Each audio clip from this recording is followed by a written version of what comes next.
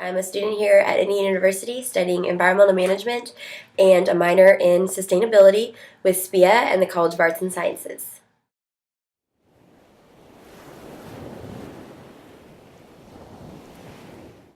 The leading environmental problems that we as humans create is the biggest one is our carbon footprint. With all of our greenhouse gas emissions, our automobile emissions, the burning of coal and sulfur dioxide has created so many problems for us because of our electricity use and our dependence on oil, and that is definitely our biggest problem that we as humans have created, and our pollution.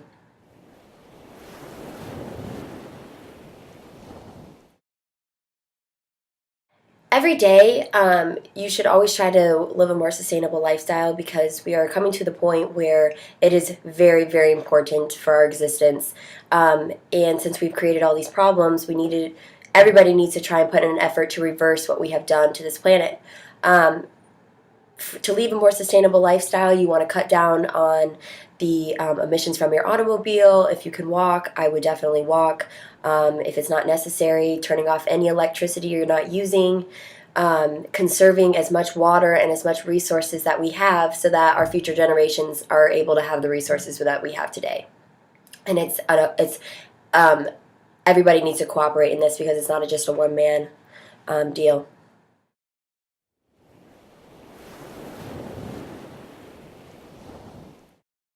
Well, for a student and for anyone that lives in a house and you have electricity right from your outlet and you have water coming right out of your faucet, I would definitely just say the biggest thing that you can do as a student would be to try and conserve as much as possible.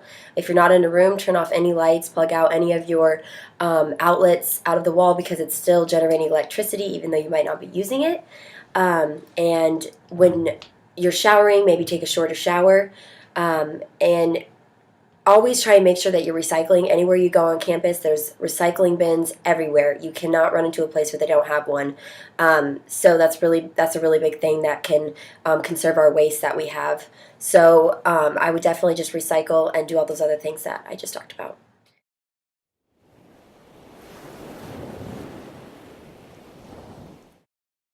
Really the most thing that we're hurting is all of the living organisms that live on this planet. And I know that we as humans don't like to consider ourselves as animals, but we also can go extinct. And if we keep polluting the earth as we have and taking out all of our resources with our population rising, we will be the reason why we are not existent anymore.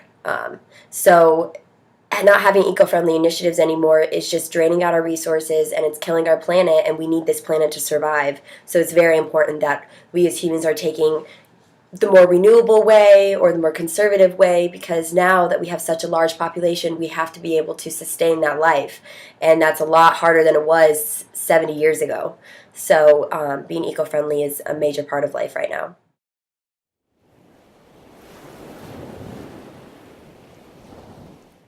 Issues.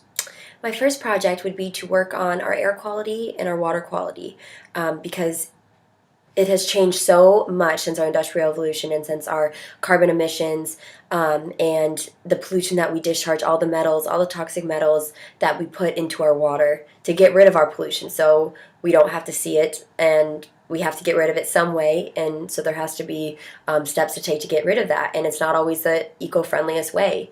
So I'd really like to start a project working on those, and I know that there are so many people already doing that, but I would really like to be a part of that.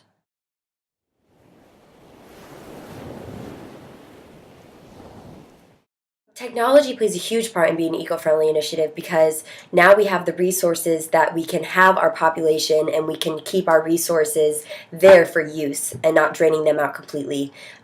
Technology is a way where we can recycle things and we can conserve all of our resources that we have.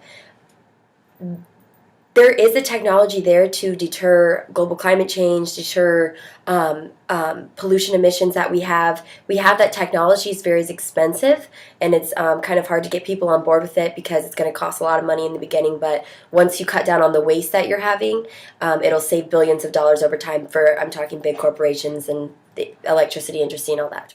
Technology, though, is the reason why we can have a big population and still have our resources and still have our planet working the way it should be.